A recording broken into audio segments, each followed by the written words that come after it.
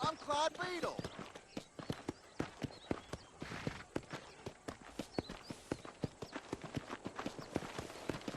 Mr. John Marston!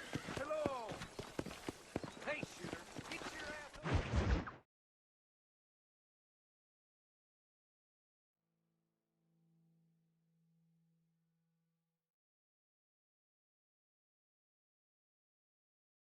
And I can tell you with no uncertainty that miracle cures are no laughing matter. I bid you good day, sir. Oh, Mr. Marston, good to see you. How have you been keeping? I'm well, Mr. Mr. West Dickens. Nigel West Dickens of East Cheap, London, New Waverly, New York, and Armadillo, New Austin. At your service. At my service. At everyone's service. At the service of science, of knowledge, of life. How are your wounds? Much, much better. But then they would be. Would be... I know a cure for all ailments, Mr. Marston. Ah, I'm sure you do. And I'm sure for just $2 an ounce, I could live forever. Oh, but for you, sir, I do a bulk discount rate of $1.95 an ounce, as long as you buy 100 ounces or more. That's a lot of immortality. Give it up, old man. That's Mr. West Dickens to you, boy. Give it up, old man. Listen, Marston, I'm broke, but this stuff is good. It works. I need a healthy young man like you. Come along, let's ride over to my newest customer at Ridgewood, and I'll explain while we go. Okay.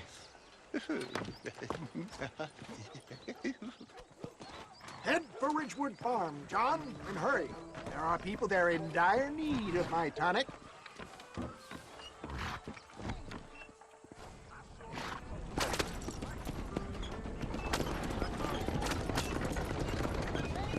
I heard about you, Mr. West Dickens. And I about you, John Marston. Hoodwinking the weak, gullible out of their hard-earned money. My dear boy, it is you who is gullible, if I may be so bold, for heeding such ill-informed scuttlebutt. You're as full of wind as a horse with the colic. I have been blessed with the gift of language, and for that I will not apologize. But the West Dickens elixirs speak for themselves. My thousands of happy customers attest to that. Those men trying to kill you didn't look so happy. Skepticism is the bastard child of progress, John. Knowledge makes a fool into a doubting Thomas. It's the cross I bear as a pioneer in the fields of commerce and medical research. You seem to be mistaking me for an idiot. Get back on the road! We'll have nothing left by the time we get to Ridgewood. For the love of God, try to stay on the road! If my tonic is such a sham, how do you explain the fine fettle in which you find me? Last time you saw me, I was knocking at death's door. You should thank the doctor for that. I reckon you were acting it up worse than it was. Act I can, John. A more convincing Othello there has never been. And so shall you, a fair Iago or Cassio make. I don't like the sound of this. Showmanship, John. The flourish, the bow. We are operating in a competitive marketplace. Our product must stand out. And how does this involve me?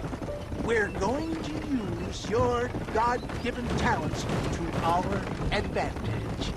I'm really starting to I'll regret drop this. you off at the outskirts of Ridgewood. That way, it won't look like we came together. Once I'm set up, saunter nonchalantly into the crowd that is sure to be forming. Eventually, I will call you up to try my tonic. After extolling the virtues, I will have you perform a few feats of wonder to amaze and impress the paying public. Such as? Oh, nothing out of the ordinary for a man in your line of work, I assure you. So it is all a sham. No, just a little innocent ballyhoo to grease the wheels of enterprise. Now, do you think that buxom young girl you see on the voyage camera posters knows the first thing about photography? Stay on the road! You're going to destroy the merchandise! Advertising, my boy, is the future. You'd best be a man of your word. You hop out here, John. Follow me in on foot.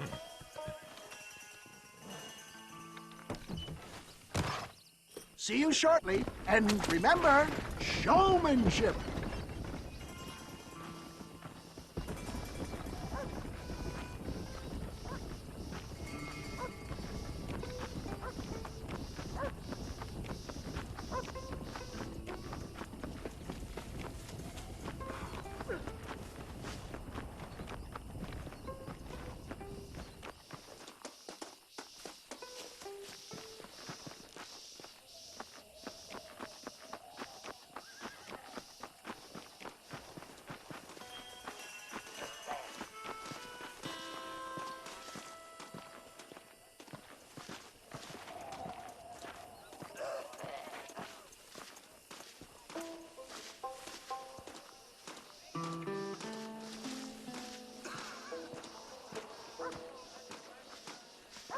Banish pain to the past.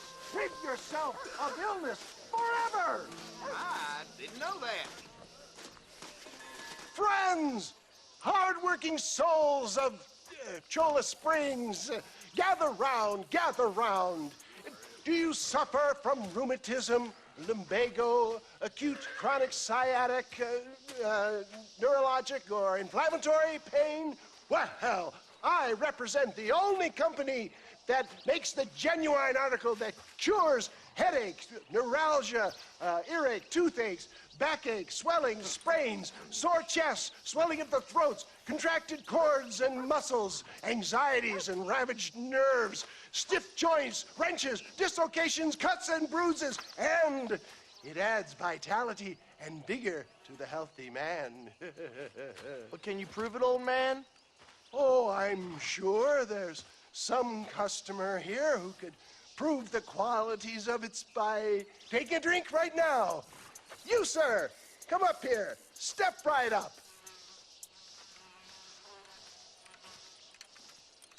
That's the spirit. Ladies and gentlemen, pay close attention. This poor, wretched volunteer, entirely unknown to me, will demonstrate the effects of Dr. West Dickens' own patent tonic. Be you a cowpoke or athlete, this miraculous elixir developed with the wisdom of the East keeps the muscles supple and relaxes the cords. It loosens the joints and gives a feeling of youth and vigor to the whole system. Not possible, I hear you say. Well, doubt no longer. Faith can move mountains, but I ask not for faith. I am a man of science, and today science will be vindicated. Your eyesight has greatly improved. Is that not so, friend? If you say so. That's right, it is. You heard him. What a good sport you are, sir. Now, gaze over yonder at that porch. If you squint, you may just be able to make out the skull that's hanging there. Go ahead, friend. Shoot that skull and demonstrate the miraculous eyesight you now possess.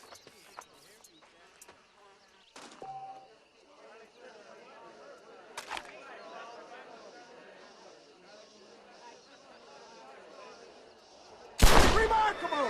The eyesight of an eagle, granted by imbibing Dr. West Dickens' own patent tonic. Anybody can make that shot. This man is a fraud.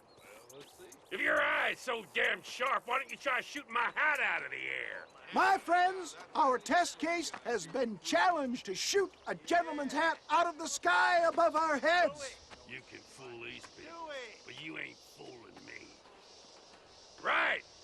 Let's just see how sharp you is with a moving target. Get ready. He's about to throw it.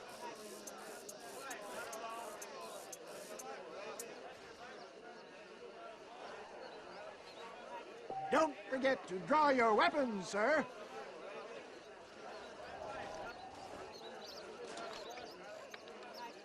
I thought we was here to see. Have you ever seen such an eye? Behold the power of the elixir, plucked out of the sky. Hey! Hey! What? You think you can put a hole in a man's hat and just walk away, do you? Well, it don't work like that around here, mister. Come on! Are you a man or not? A challenge of battle has been offered to our volunteer. Look at him! The tonic is coursing through his veins! We playing Marquis of Queensberry rules? You're going down! Let's see what you got.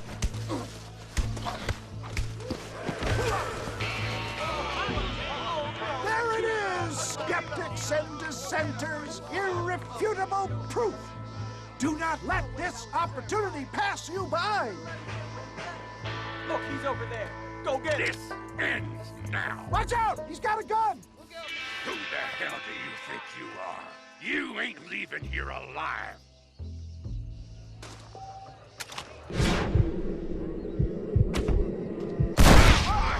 Marvelous shot, dear boy! The kind of deadly accuracy that can only be afforded by the West Dickens elixir. Come, I have plenty for all. You'll be fine. Get out of my way. Hey! Where are you going? I want a bottle. Get me a bottle, please. One of them right here. No harm in trying one bottle, I suppose. Well, I think that went kind of well, don't you? I'm just glad that my normal job involves either chasing after cattle or murderers. Not the likes of you, mister. Don't be like that. Now, if you'll excuse me, I'd like to say my goodbyes, head on back to the real world. Wait, sir. I've been thinking about your predicament, and I think I may have an idea. I've been thinking I could be your cunning Odysseus.